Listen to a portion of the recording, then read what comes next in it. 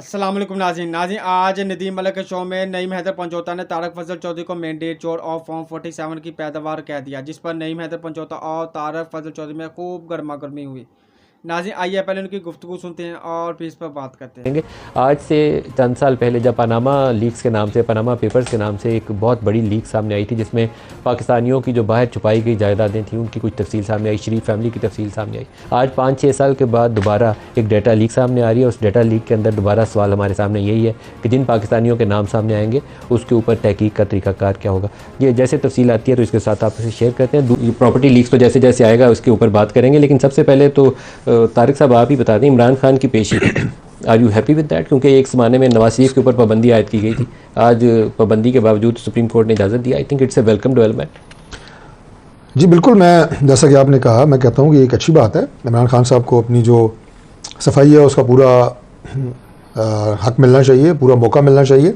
Leaks के मुतल्लिक मज़ीद updates आ रहे हैं जी। इसमें हुसैन नवाज शरीफ, आपको मुबारक हो जी, कहीं आप पीछे ना रहते हैं। हुसैन नवाज शरीफ का नाम भी शामिल है, वज़ीर दाखिला मोहसिन नकवी की अहलिया का नाम शामिल है, और जनाब शर्जील मेमन साहब का नाम शामिल है, और इनकी फैमिली के लोग शामिल हैं। फैसल वाडा साहब का नाम शामिल है।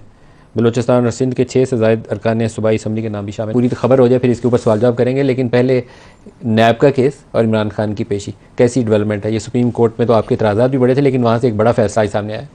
देखें, सुप्रीम कोर्ट के अंदर जो मामला है वो बेसिकली कोई इमरान खान साहब की सफाई के हवाले से नहीं है कि जाकर उन्होंने कोई अपनी सफाई देनी है। उन्होंने केस जो है वो किया और उसके ऊपर वो रिप्रेजेंट करना चाहते हैं और ख़ुद पेश होना चाहते हैं, ये उन्होंने इजहार किया। लेकिन अब देखना ये है कि आज तक क्यों पाबंदी लगाएगी, उनकी वीडियो लिंक के जरिए हाजिरी के ऊपर क्यों लगाएगी, उनको अदालत में क्यों नहीं पेश किया गया। यहाँ पर मामला ये है कि अगर अदालत में पेश करना है तो सिक्योरिटी के मामला जो हैं वो जितने भी हैं वो सारे मौजूदा हुकूमत ने करने होते हैं, और स्टेट का काम है कि सिक्योरिटी प्रोवाइड करना। जहाँ पर नवाज शरीफ साहब जनाब पेश हों वहाँ पर प्रोटोकॉल भी हासिल हैं और सारा कुछ हो रहा है, लेकिन यहाँ खान साहब को जो है वो सिक्योरिटी नहीं दी गई और सिक्योरिटी के बहाने बनाए गए, क्योंकि ये चाहते नहीं थे कि किसी तरह से खान साहब मंजर आम पर आए, उनकी तस्वीर ना आए, उनकी तकरीर ना आए, उनकी वीडियो ना आए, उनकी कोई चीज ना आए।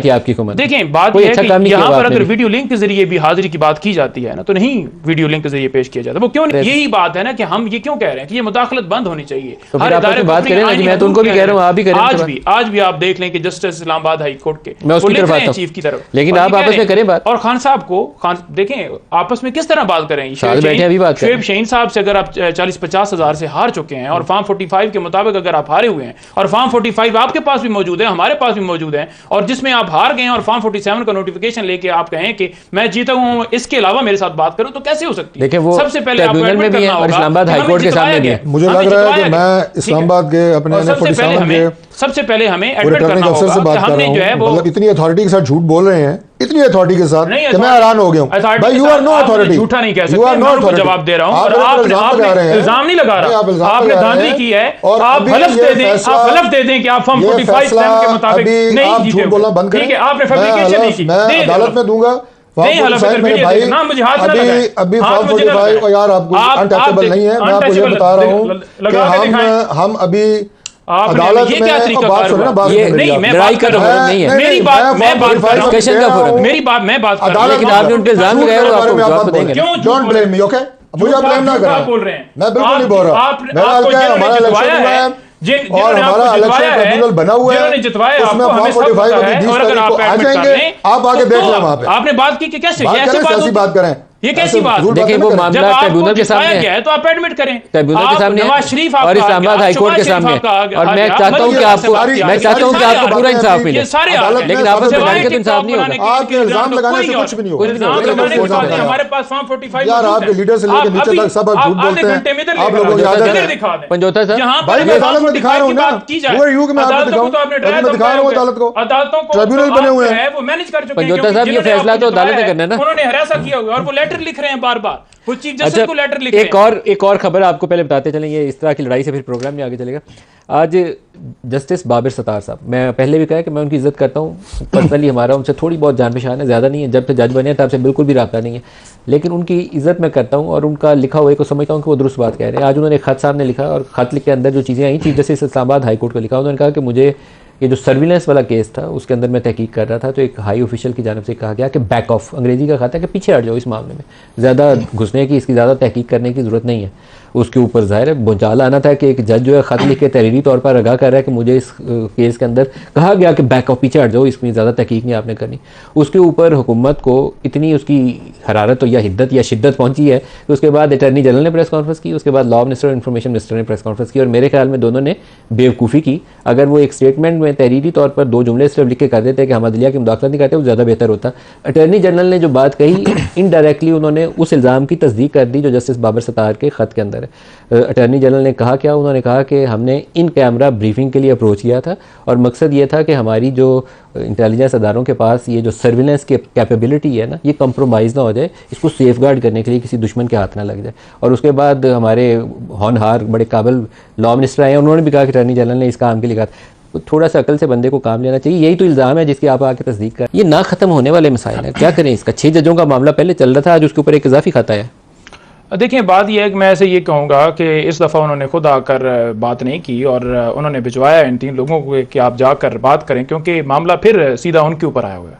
और बात यह है कि यहाँ पर आकर ये कह देना कि हुकूमत, उन कौन है मैं समझा नहीं, जिन्होंने प्रेस कॉन्फ्रेंस की थी 9 मई के ऊपर, ठीक है जी, जिन्होंने प्रेस कॉन्फ्रेंस किसने की थी, इनकी हुकूमत ने की थी। देखें जो प्रेस कॉन्फ्रेंस जिन्होंने की थी DG ISPR साहब ने की थी, और जो है ये मामला जो है वहीं से भिजवाया गया। उन्होंने कहा है कि 3 लोग कौन से गए थे? ये 3 लोग हैं, आजम नजीर तारड़ साहब और अटॉर्नी जनरल साहब, अच्छा। जो आकर बैठे हैं, जिन्होंने आज आकर प्रेस कॉन्फ्रेंस की है। और उस प्रेस कॉन्फ्रेंस के अंदर ये कह रहे हैं कि जनाब किसी तरह से जो है वो इसको जो तासर दिया जा रहा है ना कि मुदाखलत हुई है, तो यहाँ पर कोई इस तरह की कोई मुदाखलत वाला मामला नहीं है। और लेटर को उन्होंने कहा है कि बस वो एम ही आ गए और उसको जो है वो अभी मामला सब जुडाइस है, लेकिन ये ऐसा मामला नहीं है कि कोई मुदाखलत हुई। यानी कि उधर वो कह रहे हैं कि मुदाखलत नहीं हुई और उधर कह रहे हैं कि मामला ज़ेर अल्तवा भी है। तो फिर आप कौन होते हैं फैसला यहाँ पर देने वाले कि मुदाखलत नहीं, जब जज कह रहे हैं, जज मुंह से बोल के कह रहे हैं कि इस तरह से मुदाखलत की जा रही है। फिर आपने कहा कि ये 6 जजेस किसी की प्रॉपर्टी है, कोई PTI से तलक रखता है, किसी को कोई मामला है। फिर लाहौर हाई कोर्ट ने कह दिया, फिर पेशावर हाई कोर्ट ने कह दिया, ठीक है। अब एक दोबारा जो है जज उन्होंने कह दिया, उन्होंने कहा है कि मैंने वो क्योंकि केस सुना था ऑडियो लीक वाला, तो मुझे कहा गया कि इस केस से पीछे हट जाओ। ये वही केस है जिसमें बुशर बीबी साहबा खान साहब के उनकी जो ऑडियो टैप जो खोसा साहब के साथ जो कन्वर्सेशन हो रही थी, और उन्होंने कहा था कि ये सर्वेलेंस का जो तरीकाकार है हमें बताया जाए कि कौन टैप करता है, कैसे होती है, और फिर रिलीज कैसे होती है, कौन है इसका कसूरवार, कैसे किसी की खुफिया बातें जो है वो आप मीडिया के ऊपर डाल देंगे और आप चला देंगे और उसको फिर ब्लैकमेल करेंगे। तो उसके ऊपर उन्होंने कहा कि आप पीछे हट जाओ। तो केस खुले आम आपके सामने है, खुली किताब की तरह है। उसके अंदर कोई अगर जाकर मुदाखलत करता है तो जज का दिमाग खराब है क्या? इमरान खान जेल से कह रहा है कि आप जाकर ये बयान दे दो या ये खत लिख दो। आप पहले कहते थे ना कि जनाब उस जज को तौहीन अदालत का नोटिस लेना चाहिए था, उसको उस वक्त बताना चाहिए था, तो वो तो उस टाइम भी बता रहे थे। अच्छा, और अभी भी उन्होंने चीफ को कहा है, और अभी भी आप फौरन प्रेस कॉन्फ्रेंस कर रहे हैं कि आप जज हैं। फिर दुबई की वो जो रियल स्टेट रेगुलेटर है उस अथॉरिटी का डाटा जारी होता है पिछले कई सालों से, PTI के दौर में भी। जो टॉप 2 इन्वेस्टर्स होते हैं ना, उसमें से एक इंडिया है और दूसरा पाकिस्तानी नेशनल्स है। इवन जो लोकल दुबई के लोग हैं उनसे ज़्यादा उनकी रियल स्टेट मार्केट में पाकिस्तानी और इंडियंस का पैसा लगा हुआ है। और उसके ऊपर काम ना होना सिर्फ एक ही सबब है कि उसके अंदर सारी हमारी रूलिंग एलीट, सब सिविल हो, मिलिट्री हो, इवन मीडिया के जो ताकतवर लोग हैं उनकी वहाँ जायदादें हैं। कोई चाहता ही नहीं है कि उसके ऊपर तहकीक हो और उसके ऊपर मामला आगे बढ़े। डॉक्टर तारिक साहब, इसके ऊपर कुछ तो शफाफियत होनी चाहिए। मतलब ये दिस इज़ नॉट फेयर कि आप ताकतवर लोग हैं, आप अरबों डॉलर के मालिक हैं, तो आप कुछ भी कर लें। टैक्स एवेडेड मनी है सारी जो गई हुई है, कुछ करप्शन वाली भी होगी, कुछ प्रोसीड्स ऑफ क्राइम भी होगी, लेकिन लार्जली टैक्स एवेडेड पैसा जो वहाँ जाता है। तो क्यों नहीं एक मैकेनिज्म वज़ा किया जाता? लेकिन साथ दरख्वास्त करें कि ये जो लूट का पैसा जा रहा है UK के अंदर और दुबई के अंदर, इसकी शफाफियत के लिए भी कोई काम करें ताकि पाकिस्तान की दौलत लूटी जानी बंद हो।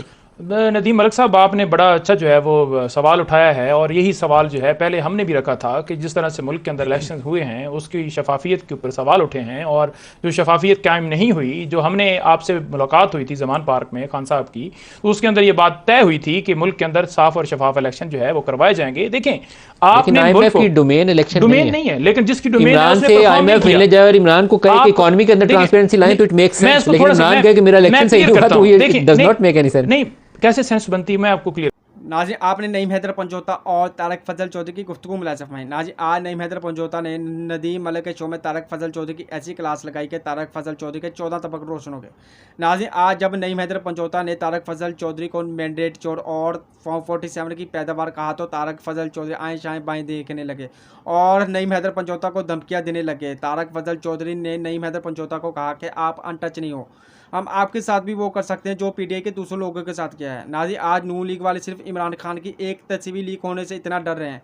नाजी अगर आज इमरान खान बाहर होता तो इनका क्या हाल होता। नाजी आज दूसरी जानब दुबई लीक्स भी मंजर यहाँ पर आ गया है, जिसमें जरदारी खानदान, शरीफ खानदान, ब्यूरोक्रेट्स, सरकारी अफसरान, फैसल वाडा और वजीर दाखिला मोहसिन नकवी का नाम भी मंजर यहाँ पर आ रहा है। नाजी ये लोग मुल्क का पैसा लूट कर दुबई और यूके जैसे मुल्कों में भेज रहे हैं और मुल्क कर्जे में डूबता जा रहा है और ये लोग अय्याशियाँ कर रहे हैं। नाजी दूसरी जानब हुकूमत ने जजेस को भी धमकियाँ देनी शुरू कर दी हैं और इनको प्रेशराइज करना शुरू कर दिया है। नाज़रीन, अगर आपको हमारी ये वीडियो अच्छी लगी है तो हमारे चैनल को लाइक और सब्सक्राइब करें। शुक्रिया।